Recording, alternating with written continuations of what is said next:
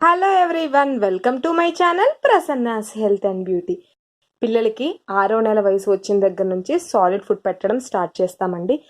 6వ నెల వయసు వచ్చిన దగ్గర నుంచి నెమ్మదిగా పిల్లల శరీరానికి ఏ ఆహారం పడిద్ది, ఏ ఆహారం పడదు అని ఒకదాని తర్వాత ఒకటి చెక్ చేసుకుంటూ పిల్లలకి 6వ నెల చివరి వారం వచ్చేసరికల్లా మనము బియ్యం పప్పుతో ఈ రెండింటితో కలిపి ఒక ఉగ్గు తయారు చేసి అందించవచ్చు.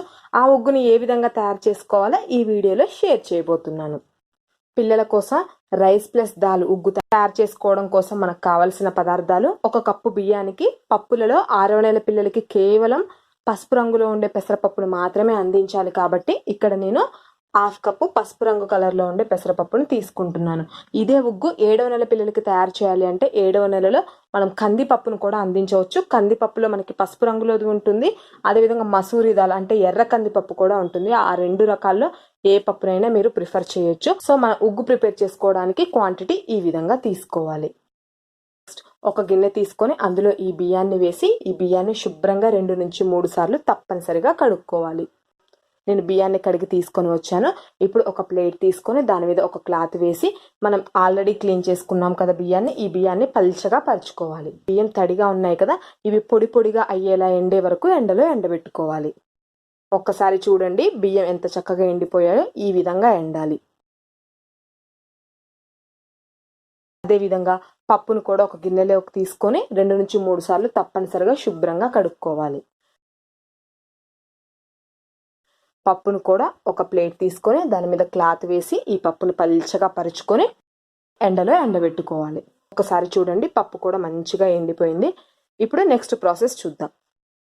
ఒక కళాయి తీసుకొని మనం అందులో బియ్యాన్ని యాడ్ చేసి స్లో ఫ్లేమ్లో తిప్పుకుంటూ బియ్యం కలర్ చేంజ్ అయ్యే వరకు వేయించుకోవాలి.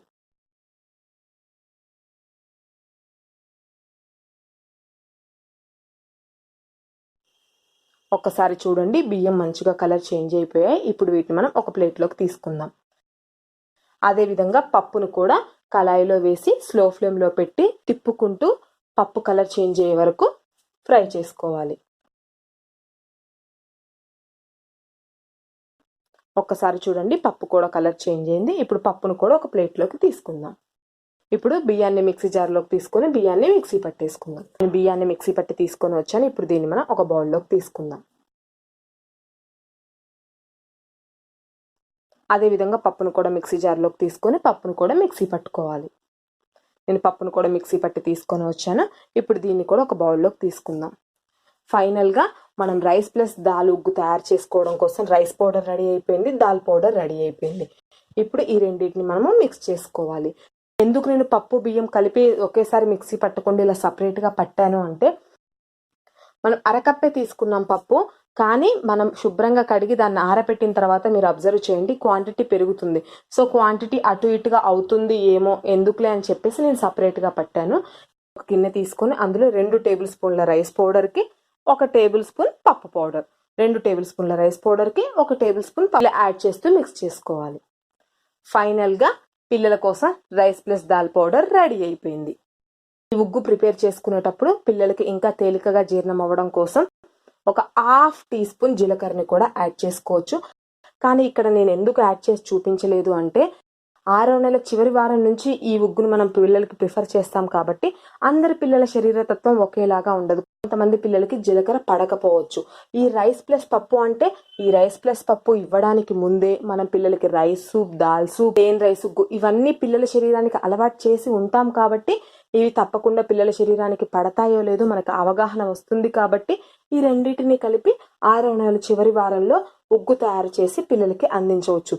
కానీ జీలకర్ర వల్ల పిల్లలకి ఏమైనా ఎలర్జీ ఉందో లేదో మనకు తెలియదు కాబట్టి మనం సెల్ఫ్ అబ్జర్వేషన్ చేసుకోవాలి. కాబట్టి ఇక్కడ నేను జీలకర్రని యాడ్ చేయలేదు. కానీ 7వ నెల చివరి వారం నుంచి స్పైసెస్లో జీలకర్రని మనము పిల్లల ఆహారంలో భాగంగా చేయవచ్చు. వాళ్ళు అయితే 6వ నెలలోనే పిల్లలకి 1/2 టీ స్పూన్ జీలకర్ర కూడా పప్పు వేయించుకునేటప్పుడు అందులో వేసి వేయించేసి మిక్సీ పట్టేస్తారు. అలా కూడా చేయొచ్చు. కానీ ఏదైనా సేఫ్ సైడ్గా ఆలోచించుకోవాలి కాబట్టి నేను ఇక్కడ యాడ్ చేసి చూపించలేదు. చూసారు కదా పిల్లల కోసం బియ్యం పప్పుతో ఉగ్గు ఏ విధంగా ప్రిపేర్ చేసుకోవాలో. ఇప్పుడు దీన్ని ఏ విధంగా కుక్ చేసుకోవాలో చూద్దాం. ఈ ఉగ్గు తయారు చేసుకోవడం కోసం ఒక గిన్నె తీసుకొని అందులో 2 table spoon rice plus dal పౌడర్ని యాడ్ చేసుకోవాలి. నెక్స్ట్ ఇందులో ఒక ఫుల్ గ్లాస్ వాటర్ని యాడ్ చేసుకోవాలి. ఈ రైస్ ప్లస్ దాల్ పౌడర్ ఆ వాటర్లో కలిసేలాగా చక్కగా స్పూన్తో తిప్పుకోవాలి. మంచిగా కలిసిపోయిందండి. ఇప్పుడు స్టవ్ ఆన్ చేసి స్టవ్ మీద పెట్టి స్లో ఫ్లేమ్లో మనం చక్కగా తిప్పుకుంటూ స్పూన్తో రైస్ ప్లస్ దాల్ చక్కగా కుక్ అయి దగ్గర పడే వరకు కుక్ చేసుకోవాలి. ఒక్కసారి చూడండి, చూసారు కదా దగ్గర పడింది. ఈ కన్సిస్టెన్సీలో ఉన్నప్పుడు మనం స్టవ్ ఆఫ్ చేసుకుంటే సరిపోతుంది. ఎందుకు అంటే ఇది చల్లారిన తర్వాత ఇంకా కొంచెం థిక్గా అవుతుంది కాబట్టి కరెక్ట్గా ఈ కన్సిస్టెన్సీ ఉన్నప్పుడు స్టవ్ ఆఫ్ చేసుకుంటే సరిపోతుంది. ఇప్పుడు దీన్ని మనం ఒక బౌల్లోకి తీసుకుందాం. పిల్లలకి ఎప్పుడైనా కూడా వెండి గిన్నె, వెండి స్పూన్ యూజ్ చేసి ఆహారాన్ని అందిస్తే చాలా మంచిదండి. ఇప్పుడు ఇది వేడిగా ఉంది. ఇది చల్లారిన తర్వాత ఇందులో 1 టీ స్పూన్ నెయ్యిని యాడ్ చేసి పిల్లలకి అందించవచ్చు. ఫైనల్గా బియ్యం పప్పు ఉపయోగించి పిల్లల కోసం ఉగ్గు ఏ విధంగా తయారు చేసుకోవాలో చూసేసాం. పిల్లలకి ఇది ఎంత క్వాంటిటీ అందించాలో కూడా మనకి తెలిసి ఉండాలి కదా. 6వ నెల చివరి వారం నుంచి పిల్లలకి ఈ ఉగ్గు ఇవ్వడం స్టార్ట్ చేస్తాం కాబట్టి 6వ నెల పిల్లలకి ఇస్తున్నట్లయితే మీరు 2 టేబుల్ స్పూన్ల నుంచి స్టార్ట్ చేసి 1/4 కప్పు వరకు నెమ్మదిగా మోతాదుని పెంచాలి. దానితో పాటు 6వ నెల పిల్లలకి అయితే ఇందులో మీరు ఎటువంటి వెజిటేబుల్స్ యాడ్ చేయాల్సిన అవసరం లేదు. కేవలం ఈ ఉగ్గుని అందిస్తే సరిపోతుంది.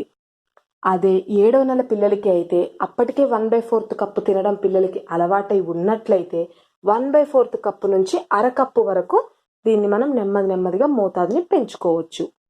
అదే 7వ నెల పిల్లలకి అయితే 6వ నెలలో ఆల్రెడీ క్యారెట్, గుమ్మడికాయ, చిలకడ దుంప కూరగాయలలో ఈ కూరగాయలను అలవాటు చేసి ఉంటాం కాబట్టి ఆ 3 రకాల కూరగాయలలో ఏదో ఒక రకం కూరగాయ ప్యూరీ యాడ్ చేసి పిల్లలకి అందించవచ్చు.